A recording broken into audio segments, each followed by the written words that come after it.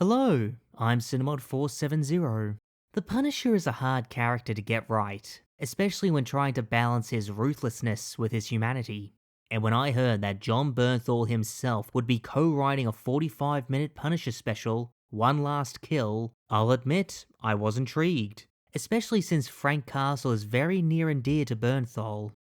For this video, I'll be giving a brief overview of the narrative, going over both Frank Castle's characterization and his antagonist, and getting into the action set piece.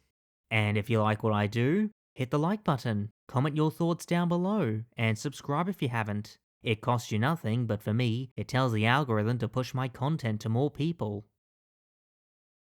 After killing the leading members of the Gnucci crime family, the last group associated with the murder of his family, Frank Castle has retired the Punisher persona. But due to the family's absence, their territory in Little Sicily has become overrun with crime. Meanwhile, Frank is haunted by hallucinations of people from his past, because now that he's gotten revenge, he's left with nothing but pain. He is then cornered by the matriarch of the Gnucci family, Ma Gnucci, yes, that's her name, seeking revenge for her husband and 3 sons.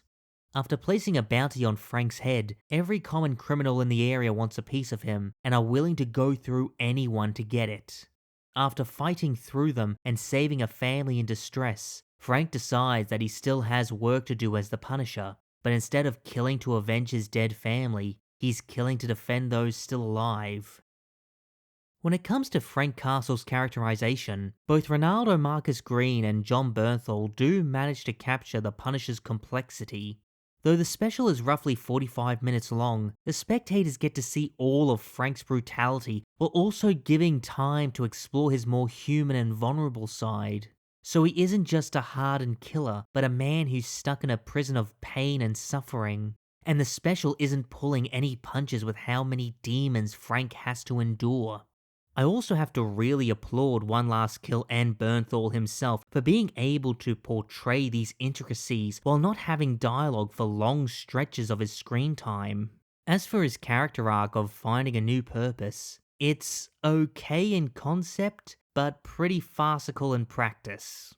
A deli owner named Dell and his daughter Charlie manage to revive Frank's humanity when they are attacked during the chaos. Charlie's screams remind Frank of his daughter, and he chooses to save them rather than chase after Ma Gnucci. After Frank kills the thugs and saves everyone, Charlie gives him a paper rose as a thank you, and Frank places it at his daughter's grave. And the rose is important as it is the first tribute Frank's given to the grave that wasn't from someone he killed, symbolizing how Frank wants to now honor his family by keeping other families together. Like I said, okay in concept, but what took me out of the scene is how calm Charlie is when she gives Frank the rose. Now, the moment before where she clings to him is fine, because we can see on her expression that she was scared and is saying thank you for saving me. But after that, she's moving around her dad's wrecked deli filled with dead bodies to get the rose for Frank, and doesn't seem perturbed by the fact that she, her mother, and her father almost died. I mean, Charlie should at least be acting like her mother, where even though the danger has passed, she's still shaken by the experience. It just no longer felt genuine. I think the scene would have worked better if Charlie had the flower on her the entire time, so she didn't have to walk casually around dead bodies to get it, and she maintained that same feeling she had when she was clinging to Frank.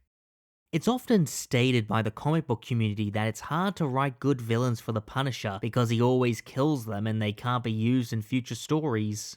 However, Ma Gnucci is the perfect antagonist for Frank, as like him, she is a victim of her family being slaughtered. Only it was Frank who was the butcher, and he has to deal with the consequences of his revenge as it's now affecting other people. And Judith Light really carries a memorable performance by bringing a lot of sadness and intensity to the character despite being physically feeble. However, I do wish the special explored this idea of Frank's methods creating more villains, as it challenges his justification for killing criminals. Unlike how Daredevil sent criminals to prison, Frank believed that by putting them down, they wouldn't hurt anyone else. But Ma Gnucci is living proof that Frank's methods aren't reliable, and I would have liked to have seen him deal with that, but that idea is quite literally kept in the background, as the special is mainly focusing on Frank losing his purpose. Now, if this is your first introduction to the Punisher, you'll get a pretty good idea of what his character is about. But the main issue with One Last Kill is that it retreads old ground while still having its roots in the Netflix continuity. The main point of this special is to see what happens when the Punisher has gotten his revenge and has hung up the skull, but the original Punisher series already covered that topic, twice, where he got revenge on the people responsible for the massacre of his family and retired the Punisher persona, only for him to be drawn back into the violence. You killed everyone. The bikers, the cartels, the kitchen Irish, they're all gone. The reason for the retread is because Bernthal felt each time Marvel covered the topic, it didn't feel like Frank genuinely hit rock bottom. I think it's always been sort of this question and this thing that Marvel has always been trying to do with the characters. How can we really take a step forward? And every time we sort of tried to take that step forward, it didn't really seem genuine to me. I felt like we really needed to see what rock bottom looked like with Frank, and I think you're going to see it in this. Now, don't get me wrong, One Last Kill does handle Frank's retirement in a unique way with his hallucinations and mental health issues. But when watching the Punisher's full story from Daredevil Season 2 to the Punisher show to One Last Kill, it feels pretty disjointed. Especially since at the end of Season 2, Frank had pretty much embraced the Punisher persona. And as I said before, One Last Kill is still tied to the Netflix continuity, since it's featuring both Karen and Curtis, Frank's closest friends. And the emotional weight their appearance carries comes from their history from the original series. And the retcon that the Gnucci family had a hand in the massacre that killed Frank's family feels really forced, especially since Frank already killed the Gnucci family in the first episode of the original Punisher show. It's the same issue with Born Again, where the property wants the spectator's investment from the previous installment, but ignores that installment's continuity which brought the investment. Aside from the continuity inconsistencies, this retread makes me worried if this story is the only one Marvel feels confident telling about the Punisher. And if we do see more stories with Frank Castle in the lead, does this mean we're going to have to do this whole song and dance a fourth time? Which leads me back to the idea of expanding Gnucci's plot on how the Punisher's lethal mentality has a harmful impact on the world, where instead of seeing a Punisher without purpose again, the special could have explored the idea of the Punisher creating a new monster by killing her family.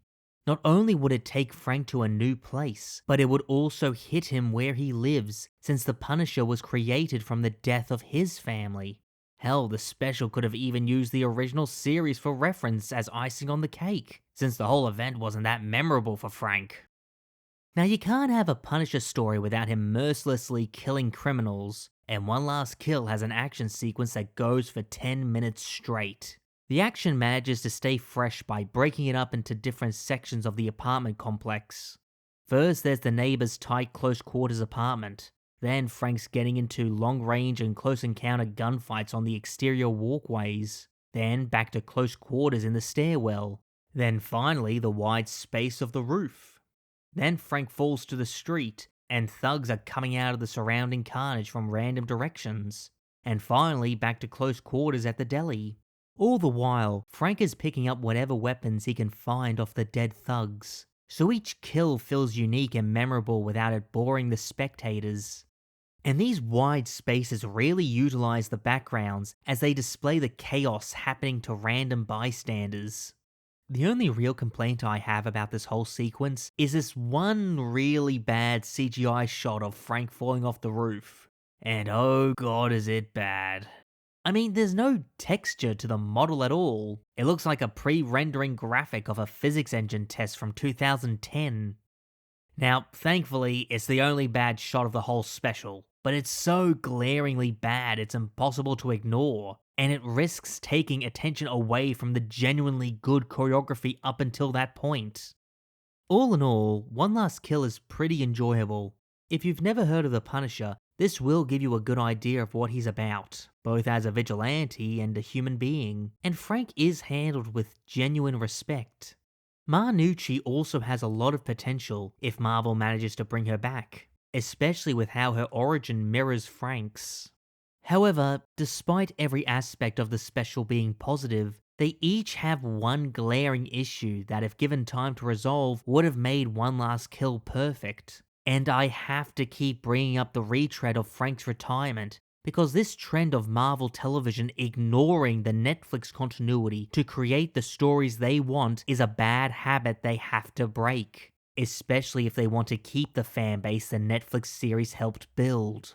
But I want to hear what you guys think. Comment down below. Did you like One Last Kill? Did you hate it? And do you want to see more of the Punisher?